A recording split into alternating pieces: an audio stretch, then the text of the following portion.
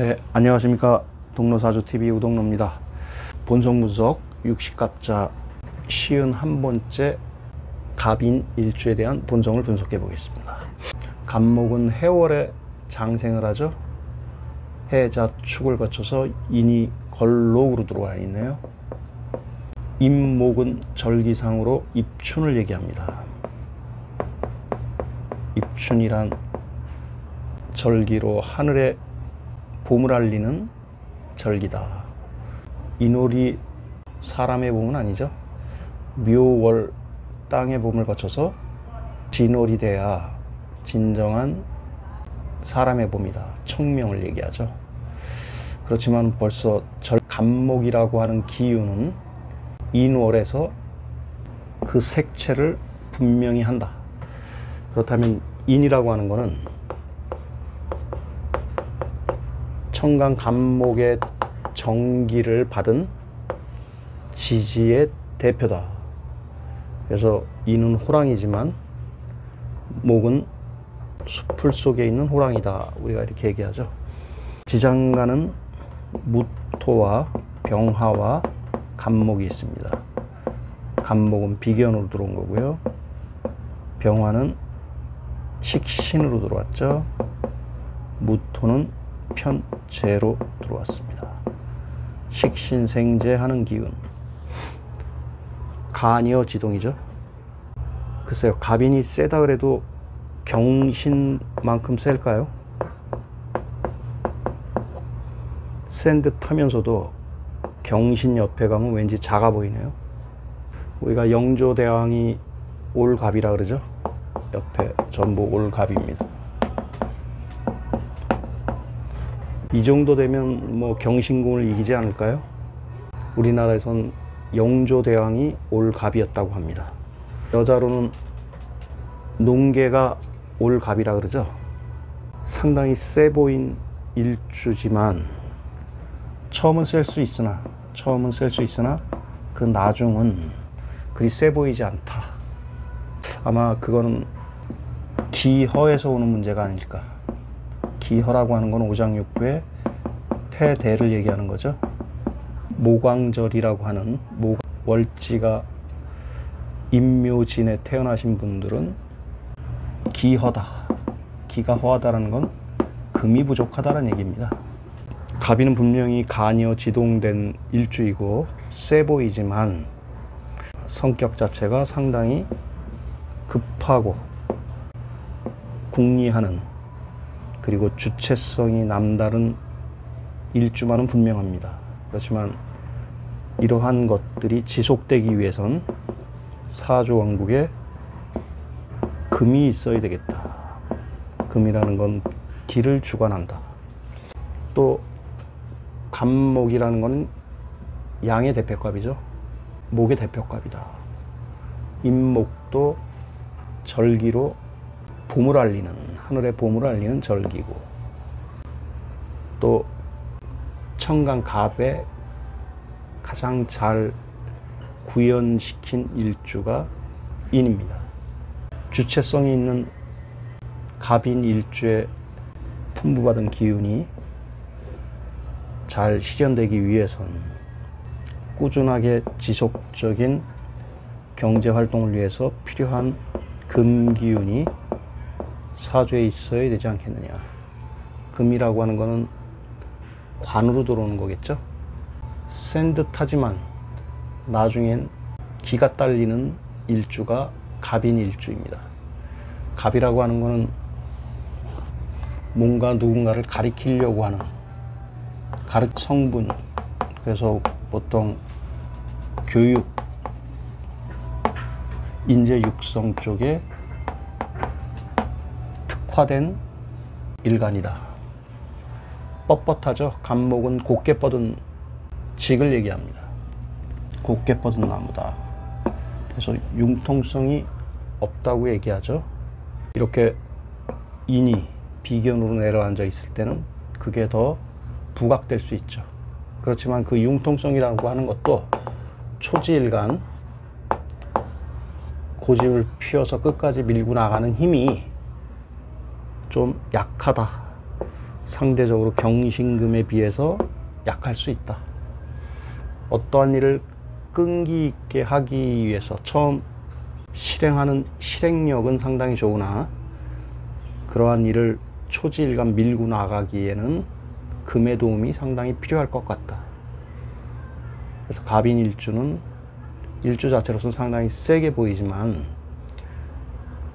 어떤 일을 추진하거나 어떠한 프로젝트의 지속력을 가하기 위해선 사주 원국의 금의 위치가 어디에 있느냐에 따라서 갑인일주의 인생이 틀려질 수 있겠다. 자, 본성계에 있는 이 식신, 목화 통명이죠. 양운동을 시작합니다. 그래서 이렇게 목화 통면된 본성을 가지고 있는 사람들은 방송 쪽이나 언론인으로서도 대성할 수 있지 않겠는가. 또 한 가지는 학원 강사라든가 선생이라든가 그런 쪽에 상당히 적응력을 가지고 있는 일주가 갑인일주입니다.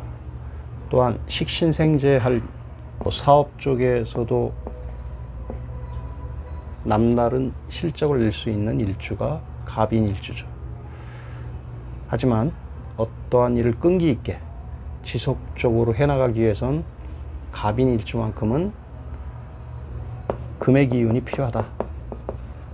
금은 갑인일주가 어떠한 일을 추진하는 데 있어 끈기와 인내를 부여해주는 오행이라고 보시면 틀림이 없을 것 같습니다.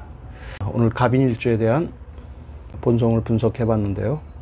본성 하나하나 내용을 살펴본다면 편재라고 하는 것은 공간 지배력이라고 그랬죠. 성격은 급할 수 있지만 공간을 지배하는 능력은 출중할 수 있다. 또한 끊임없이 뭔가 궁리하는 식신의 성분이 있고요. 어떤 일을 주체성 있게 하려고 하는 간목이 뿌리를 내리고 있다 보니 고집스럽게 어떤 걸 밀어붙이는 파워풀한 모습은 보이고 있으나 그걸 장기적으로 끌고 가는 인내력이나 끈기에 있어서는 금의 역할이 필요할 것 같다라는 일주입니다. 뭔가 외부에서 활동할 수 있는 성분들로만 되어 있죠. 지장간조차도 전부 양입니다. 일지가 양이지만 지장간 또한 다 양의 기운이죠.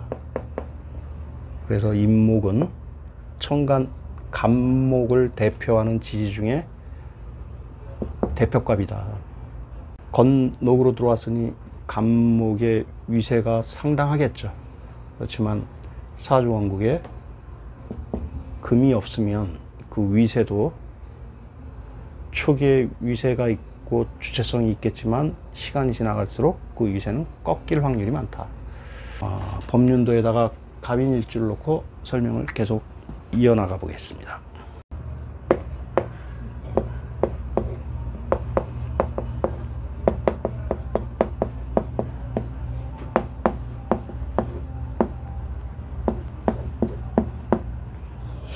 자, 갑인일주입니다.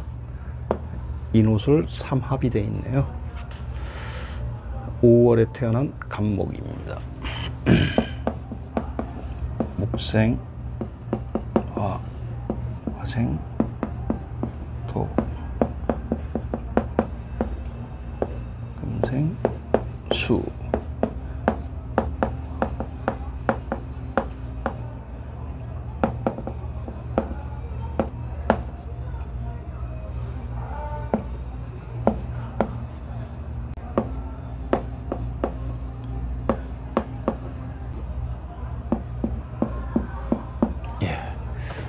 상당히 목의 위세가 세죠.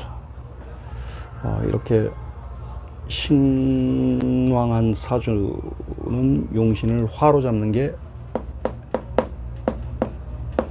맞을 것 같습니다. 그러면 토가 시신이 되죠.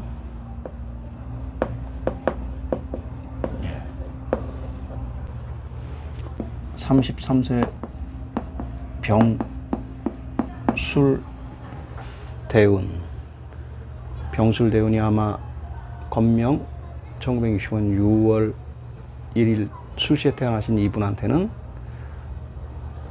이 10년이 43세까지 10년이 100년을 놓고 봤을 때 최고로 좋은 10년일 듯 하고요. 이렇게 갑인 일주를 갖고 있는 분들은 집에서 생활하시는 것보다 외부에서 활동하는 게 바람직하겠죠. 그래서 이 갑의 기운을 설기시키는 쪽으로, 그러니까 집에서 살림하는 것보단 자기가 무슨 사업, 자영업을 도모하거나 사업을 시작하는 게 갑인 일주를 가지신 분들의 특징일 것 같습니다. 또 집에서 생활을 못하죠. 이런 분들은 뭔가 활발하게 움직여주는, 그래서 직장 생활을 하거나 자영업을 하거나 사업을 하기에 갑인 일주들은 좀 특화되어 있다.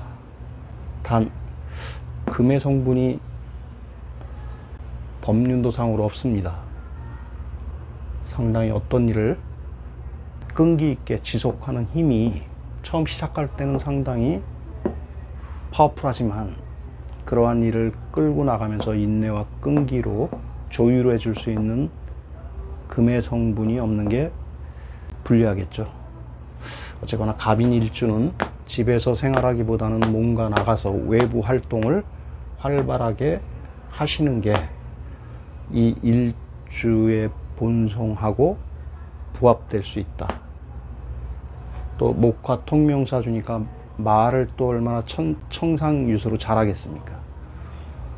그러한 일에 종사한다면 죄를 벌 수 있는, 죄를 많이 벌 수 있는 그러한 사주 법륜 구조를 가지고 있고요. 오늘은 육식갑자 51번째 갑인 일주에 대한 본성을 한번 분석해 보았습니다. 감사합니다.